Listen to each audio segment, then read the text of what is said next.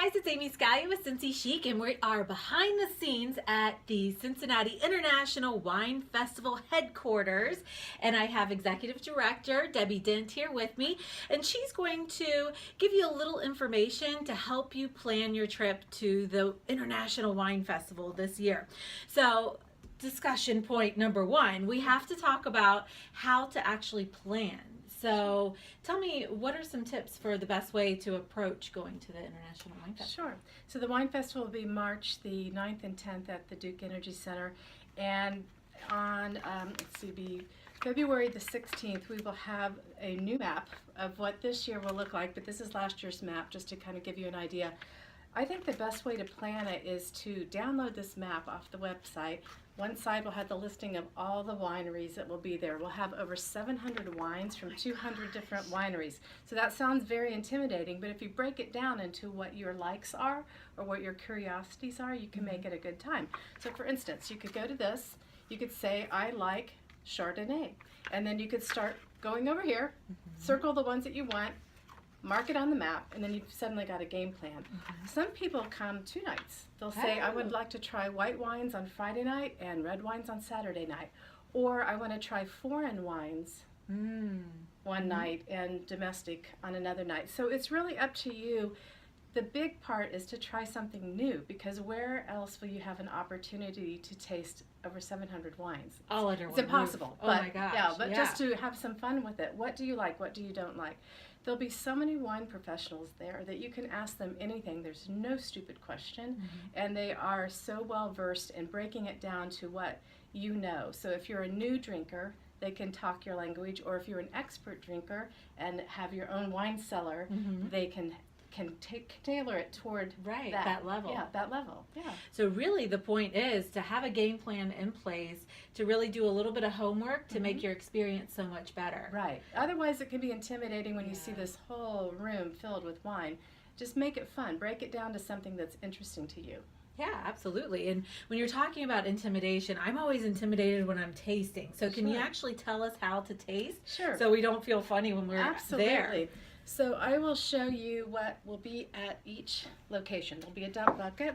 There'll be a glass of water. Everyone gets a Riedel glass. So first of all, starting with the glass that's phenomenal. These are all crystal glasses. They're a sponsor. Everyone gets to take one home with them. But starting with an awesome glass makes all the difference in the world. Then when you go up to the actual location, they will pour you some wine. You can play along just with the swirly here. Sure. They'll pour a taste of wine. And the first thing you'll want to do is just kind of look at the color of the wine, and you can tip the glass a little bit. And that's just so that you become more familiar with what's going on. So this is a Sauvignon Blanc, and it's a little lighter. Sometimes it may go sort of on the green side. But say this were a Chardonnay and it were rich in color, that may tell you something like it was in an oak barrel versus light in color where it was mainly in steel. So as you learn your wines, color's part of it.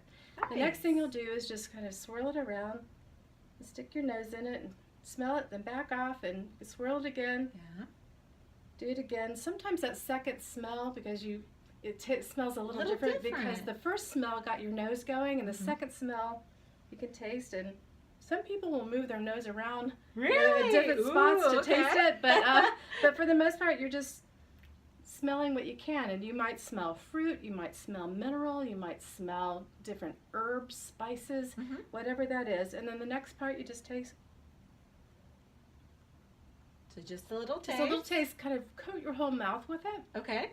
And just let it sit there for a second so your mouth adjusts to it, and then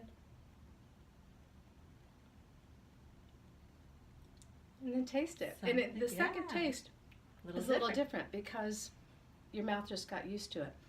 Now, if you're doing this over and over and over, which you will be, you don't want to drink all of this. You want to taste it. So that's what this is for.